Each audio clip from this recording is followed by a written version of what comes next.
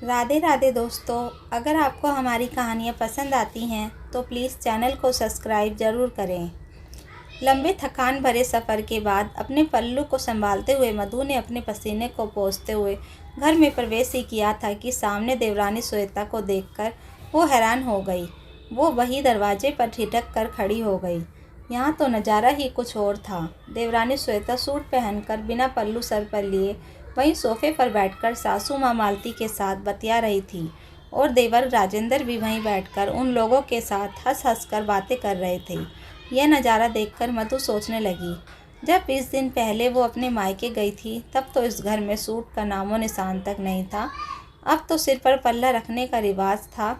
फिर 20 दिन में ऐसा क्या हो गया कि इन लोगों का इतना हृदय परिवर्तन हो गया। और देवरानी ने सूट पहन लिया और सूट पहना जो पहना सासू माँ के साथ ही सोफे पर बैठकर बतिया रही है, वो भी रिवाजों को इतना मानने वाले देवर के सामने। तब तक उसके पति वीरेंद्र भी अंदर आ चुके थे। सामने का नज़ारा देखकर तो वो भी चुपचाप ही खड़े रह गए। अभी दोनों हैरानी से वहाँ खड़े हुए थे कि तभी अचानक देवरानी की नज़र मधु पर पड़ी तो उसने कहा, अरे भाभी, आ गए आप लोग। आप वहीं दरवाजे पर क्यों खड़ी हो, अंदर आ जाइए ना। अपनी साड़ी के पल्लू को ठीक करते हुए मधु अंदर आई और सासू माँ के पैर छूकर उनका आशीर्वाद लिया और वहीं एक तरफ जाकर खड़ी हो गई और सब लोगों को देखने लगी। तब तक पति विजेंद्र भी अंदर आए और सासू माँ के पैर छूकर वहीं खड़े हो गए। मेरे साथ साथ वो भी हैरान थे, आखिर एक शेर आज बिल्ली कैसे बन गया, ये समझ नहीं आ रहा था। कुछ पल में ही पूरे 5 साल का ब्यौरा आंखों के सामने घूम गया। जब मधु वीरेंद्र से शादी होकर इस घर में आई थी तब गर्मी का मौसम चल रहा था। ससुराल में साड़ी ही पहनते थे और सबसे ज़रूरी, बहू को सबके सामने सिर पर पल्ला रखना ज़रूरी था। ऊपर से सासू माँ का नियम ये था कि चाहे रसोई के में घर का कोई दूसरा सदस्य हो या ना हो, एक बहू का रसोई में काम करते समय पल्ला नीचे नहीं गिरना चाहिए। ऐसे में उसे रसोई में काम करने में बड़ी दिक्कत होती थी। उसने अपनी समस्या मालती जी से कही तो उन्होंने जवाब दिया, बहू, तुम्हारे आने से पहले हम भी तो रसोई में काम करते थे, हमें तो कभी कोई समस्या नहीं हुई। मम्मी जी, बात वो नहीं है। मैं तो कह रही थी कि मैं कॉटन के सूट खरीद लूँ क्या, तो वो काफ़ी आरामदायक रहते हैं, पसीना भी सोख लेते हैं और सबसे बड़ी बात, शरीर भी पूरा ढका रहता है। मधु ने समझाना चाहा लेकिन मालती जी ने के बोलने से पहले ही वहीं राजेंद्र बीच में बोल पड़ा, भाभी, हमारे घर में बहुएं साड़ी ही पहनती हैं। आप आकर हमारे घर के रिवाज बदलने की कोशिश मत करो। और क्या, जिन घरों में औरतें साड़ी पहनती हैं उन घरों के लोग गर्मी में खाना छोड़ देते हैं। वो औरतें भी तो रसोई में काम करती ही हैं। आपको अकेले को क्या समस्या है, जो रिवाज है वह तो आपको निभाने ही पड़ेंगे। ये सुनकर मधु ने बाल्टी जी की तरफ देखा तो उन्होंने भी कहा, ऐसे क्या देख रही है, राजेंद्र सही कह रहा है, बेवजह तुम्हारे लिए हम हमारे रिवाज नहीं बदलेंगे। पति वीरेंद्र भी वहीं बैठे हुए थे लेकिन अपने छोटे भाई और माँ के सामने उन्होंने एक शब्द नहीं कहा।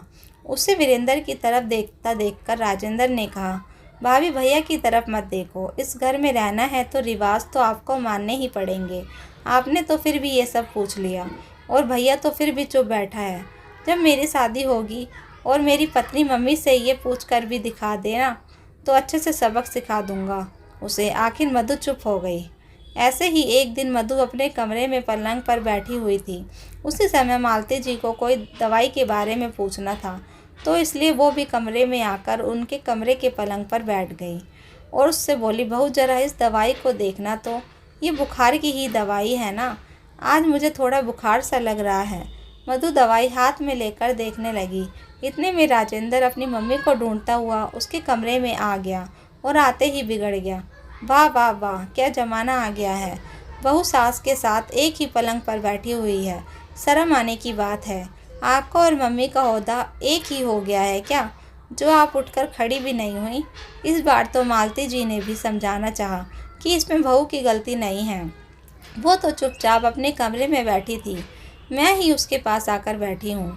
लेकिन राजेंद्र तो कुछ सुनने का नाम ही नहीं ले रहा था। मैं अपनी मम्मी के सम्मान के साथ कुछ भी गलत बर्दाश्त नहीं कर सकता। बहू को बहू की तरह ही रहना चाहिए, अपनी मर्यादा में। और फिर वापस वही सब कुछ हुआ। घर का माहौल फिर खराब हो गया। इस बार भी उसके पति वीरेंद्र ने कुछ नहीं कहा। इन 5 सालों में तो उसे इन सब चीज़ों की आदत हो गई थी। अब तो वह एक बेटे की माँ भी बन चुकी थी, लेकिन उसके लिए कुछ बदलाव नहीं हुआ और ना ही कभी उसके पति ने उसके पक्ष में कुछ कहा। लेकिन आज आज क्या हो रहा है इस घर में? अभी कुछ दिन पहले ही तो देवर की शादी हुई थी श्वेता के साथ, तब भी रिवाज यही था। लेकिन शादी के 20 दिन बाद ही अचानक मधु को उसके पापा की तबीयत खराब होने के कारण उसके मायके जाना पड़ गया। 20 दिन से वो अपने बेटे के साथ मायके में ही थी और अभी वीरेंद्र भी 5 दिन से वहीं थे। आज ही वापस लौट कर आए थे, तो ये सब नज़ारा देखने को मिल गया। तभी मधु के मन की बात को समझते हुए सासू माँ मालती जी से सारी बात को संभालते हुए नहीं बल्कि लीपा पोती करते हुए कहा, अरे बहू, आजकल गर्मी बहुत ज़्यादा तेज़ है। साड़ी तो गर्मी झेल भी नहीं पाती है और फिर रसोई में इतनी गर्मी में काम करना पड़ता है, कितनी परेशानी होती है। इसलिए श्वेता ने सूट खरीद लिए। ये तो बहुत आरामदायक होते हैं। देख, इससे शरीर भी पूरा ढका हुआ रहता है। मैं तो कहती हूँ कि तू भी सूट खरीद ला। तभी देवर राजेंद्र भी बीच में ही बोला, और फिर भाभी, सूट कितना कंफर्टेबल होता है। मेरे हिसाब से तो जो कंफर्टेबल हो वही पहनना चाहिए। इसलिए मैं आपकी देवरानी के लिए खुद बाजार जाकर सूट खरीद कर लाया हूँ। मधु ने पलटकर अपने पति की तरफ देखा तो वो नज़रें झुकाए खड़े थे। मधु को अपनी तरफ देखता देखकर आखिर वीरेंद्र चुपचाप आगे गया और अपनी माँ के पास जाकर बैठ गया। एक पल के लिए तो मधु ने सोचा कि चुप रह जाऊं, क्या फ़ायदा कुछ कहने का, आखिर घर की शांति ही भंग होगी। पर फिर उसने सोचा कि अभी जवाब नहीं दिया तो कब जवाब दूंगी। उसने लंबी सांस भरते हुए कहा, सही कहा देवर जी, गर्मी तो वाकई बहुत तेज है, पर यह गर्मी तो अभी आपकी शादी के बाद ही पड़ने लगी है, वरना पिछले 5 साल से तो गर्मी कहाँ पड़ी थी। बड़ी बहू तो पत्थर की थी, उसे गर्मी कहाँ लगती थी। पर चलो, कुछ तो अच्छा है, कम से कम अब बदलाव की बयार बड़ी बहू के लिए भी हो ही जाएगी, वरना रिवाजों के बिगुल बजाने वाले कहाँ सांड बैठते हैं। मधु के ऐसा कहते ही सबके मुंह फूल गए। फूलते हैं तो फूलने दो, मुझे क्या फ़र्क पड़ता है। आखिर सच इतना ही बुरा लगता है तो ऐसी हरकतें करते ही क्यों हैं। मधु ने मन ही मन कहा और अपने सिर से पल्ला हटाकर चुपचाप अपने कमरे में रवाना हो गई। तो दोस्तों, इस कहानी को लेकर आपकी क्या राय है, कमेंट बॉक्स में ज़रूर बताएं। और अगर कहानी अच्छी लगी हो तो प्लीज़ लाइक करें। अगर आपने हमारे चैनल को अभी तक सब्सक्राइब नहीं किया तो ज़रूर कर लीजिए। Thank you for watching.